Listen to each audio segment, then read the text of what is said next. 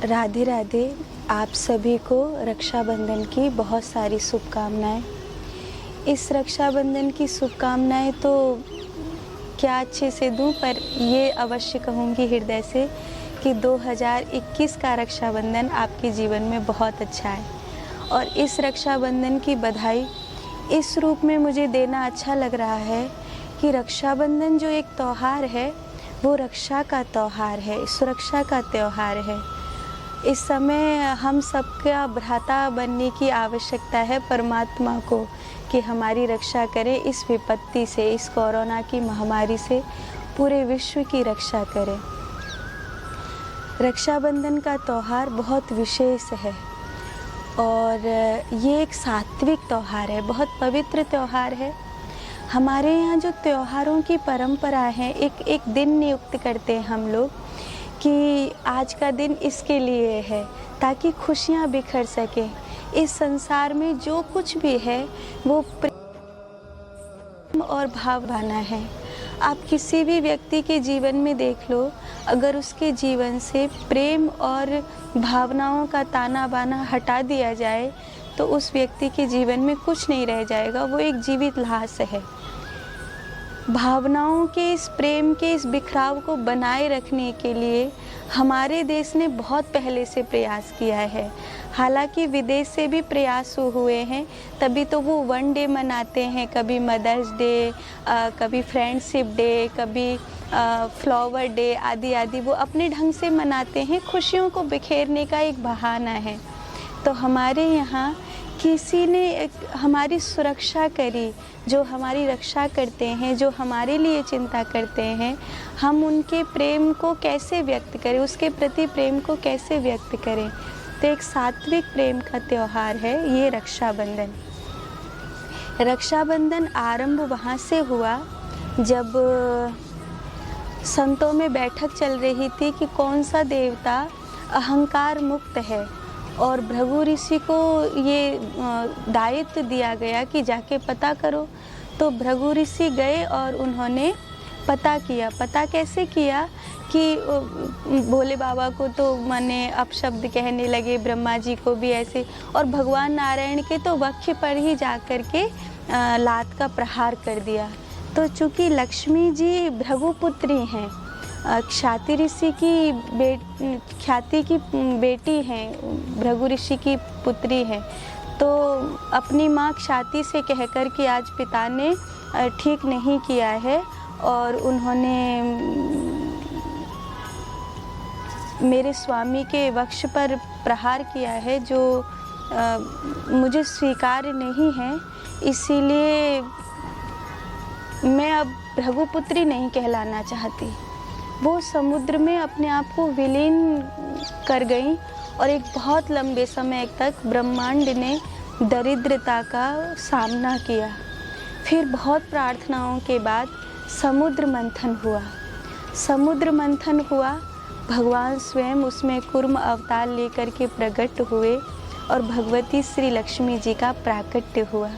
जैसे ही लक्ष्मी जी प्रकट हुई, श्री संपदा का संचार हुआ, तो एक प्रकार से पूरे ब्रह्मांड में चाह पैदा हुई कि लक्ष्मी जी मुझे मिले। लेकिन उस समय महादेव ने निर्णय किया और श्री लक्ष्मी जी की वरमाला भगवान नारायण के गले में, जो सदा सदा उनके स्वामी हैं, उनके गले में पड़वाई।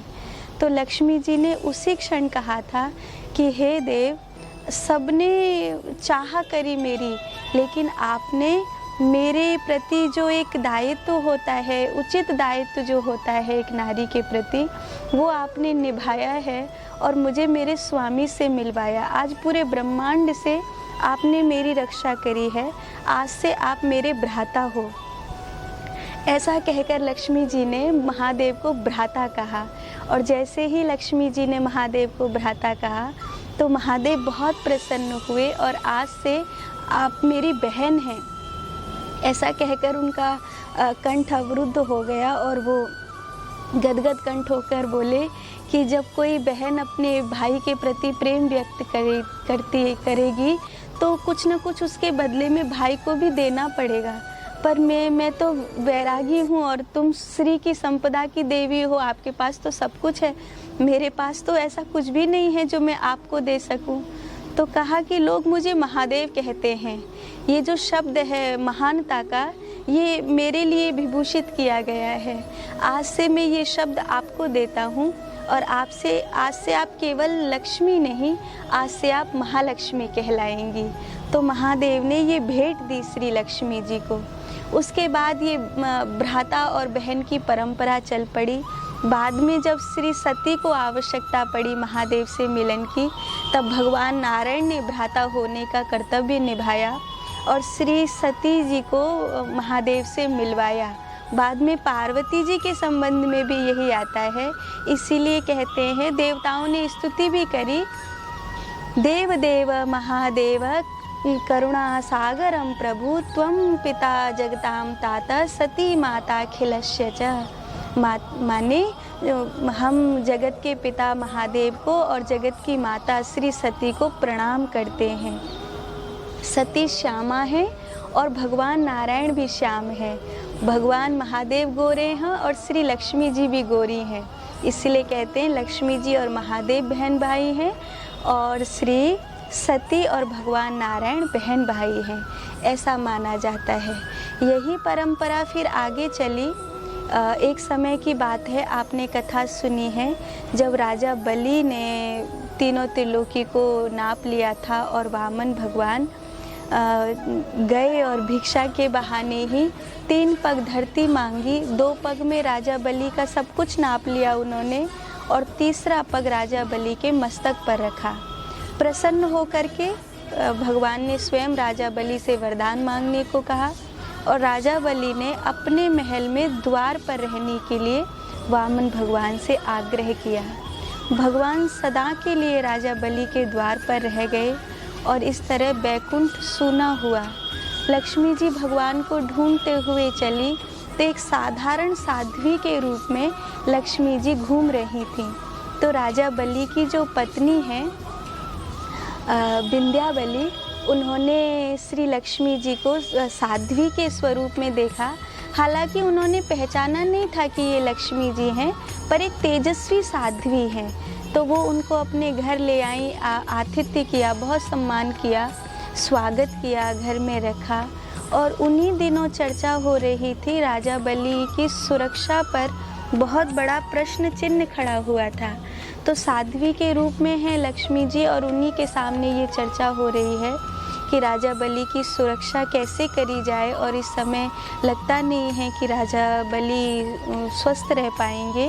तो धीरे से लक्ष्मी जी ने, जो साध्वी के रूप में थी, एक रेशम का धागा लिया और बलि के हाथ पर बांधा।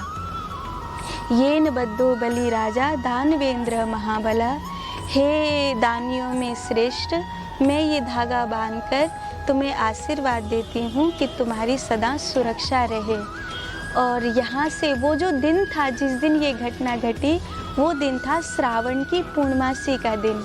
तो राजा बलि गदगद हो गए कि इतना बड़ा सम्मान देवी आपने मुझे दिया, आप माता के समान जान पड़ती हैं, मैं आपको बारंबार प्रणाम करता हूँ हे भगवती। मैं आपको इसके बदले में क्या दे सकता हूँ? आपने जो दिया है मैं उसके बदले में आपको प्रसन्न करने के लिए क्या दूँ? और तभी लक्ष्मी जी की दृष्टि पड़ी द्वार पर खड़े अपने स्वामी की ओर। लक्ष्मी जी ने धीरे से कहा, अगर कुछ दे सकते हो तो तुम्हारे द्वार पर जो बंदी बनकर खड़े हैं उनको ही मुझे दे दो।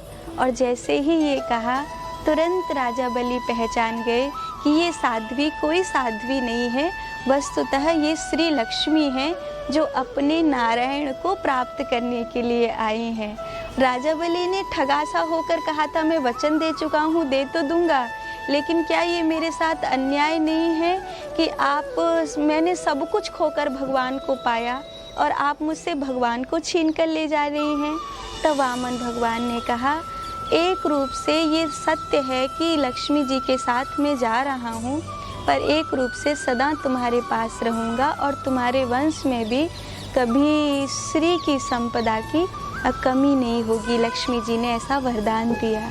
तो वहाँ से श्रावण की पूर्णिमा के दिन ये अलौकिक घटना घटी, वहाँ से ये त्यौहार आरंभ हुआ। आज भी बहुत सारी बहनें ऐसी हैं जो अपने भाई को अगर वो गलत मार्ग पर चला गया हो तो सुधारने के लिए कुछ न कुछ ऐसा जतन करती हैं कि इस राखी के त्यौहार के बहाने ही वो अपनी बुरी आदतों से छूट जाए। कम से कम मैं और कोई तोहफ़ा न मांगूँ और कोई उपहार न मांगूँ, इतना कह सकूँ कि मेरे भाई में ये आदत ख़राब हो गई है। अगर उपहार के रूप में मैं उसे अपनी समस्त भावनाएं दे रही हूँ, प्रेम दे रही हूँ, तो इसके बदले में वो कम से कम मुझे ये वचन दे कि इस बुरी आदत से वो अपने आप को बचा लेगा, या किसी बुरी संगत में फंस गया है तो उससे अपने आप को बचा लेगा। ये सुरक्षा का प्रश्न है। और ये जो धागा है, जैसे हम लोग कहते हैं मंगलसूत्र पहनाना, कंकण सूत्र पहनाना, रक्षा सूत्र पहनाना, बस ऐसे ही है कि एक शरीर, बुद्धि की अपनी एक याददाश्त होती है और शरीर की अपनी एक याददाश्त होती है। अगर वैज्ञानिक दृष्टि से देखा जाए तो बुद्धि की याददाश्त को भुलाया जा सकता है, लेकिन शरीर की याददाश्त को इतनी जल्दी नहीं भुलाया जा सकता। आपने कभी प्रैक्टिकल देखा हो तो जब कोई व्यक्ति अपनी याददाश्त खो चुका होता है तब उसे वापस सारी चीज़ें कैसे याद दिलाई जाती है? उसकी शरीर की याददाश्त के बहाने। जैसे किसी अपने ने कोई हाथ छुआ है तो शरीर उस चीज़ को कैच करता है कि ये स्पर्श पहले भी मुझे हुआ है, ये स्पर्श मेरी माँ का है, चाहे वो बहुत माने अब इतने सालों बाद मिली है कि वो भूल भी गया है कि ये मेरी माँ है, कि ये मेरा भाई है या कोई मेरा अपना है। शरीर की अपनी एक याददाश्त होती है। तो जब कोई बहन अपने भाई के हाथ पर वो धागा बांधती है तो शरीर में एक प्रकार की याददाश्त पैदा होती है कि ये मेरी बहन है और इसके प्रति मुझे सुरक्षा करनी है। और राखी केवल भाई ही बंधवाए और केवल बहन ही बांधे, ऐसा नहीं है। राखी आप उन सबको दीजिए जिनके प्रति आपको लगता है कि वो सुरक्षा करने वाले हैं। विपत्ति के समय में जब सारी दुनिया आपसे अलग हो गई थी और आपके अगेंस्ट हो गई थी, उस समय भी अगर कोई साथ देने वाला है, वो किसी भी मोड़ पर हो सकता है, आध्यात्मिक मोड़ पर भी हो सकता है, सामाजिक मोड़ पर भी हो सकता है, कोई भी ऐसी परिस्थिति हो सकती है। इसलिए राखी केवल भाई को ही नहीं बांधी जाती, राखी अपने भगवान को भी बांधी जाती है, राखी अपने सद्गुरु को भी बांधी जाती है, राखी अपनी माँ को भी बांधी जाती है, राखी देश के फौजियों को भी बांधी जाती है, राखी डॉक्टर को भी बांधी जाती है। राखी उस सब के लिए है, ये धागा उन सब के लिए है जो कभी हमारा साथ देते हैं। अगर आपको लगता है कि कोई ऐसे हैं जो आपका साथ देते हैं तो आपकी राखी उनके प्रति होनी चाहिए। ये एक सुरक्षा, ये एक भावनाओं का बहुत प्यारा लेन देन है और बहुत सात्विक लेन देन है। इसमें कहीं पर भी कोई नेगेटिविटी नहीं है। आज वो समय है कि आप एक बात कहीं से कहें और उसको पूरी दुनिया सुन सके। आज बहुत ज़माने ने तरक्की करी है, भाग्यशाली है ये पीढ़ी जो एसी में बैठ सकती है, मोबाइल देख सकती है, अपनी बात को सारी दुनिया तक पहुंचा सकती है।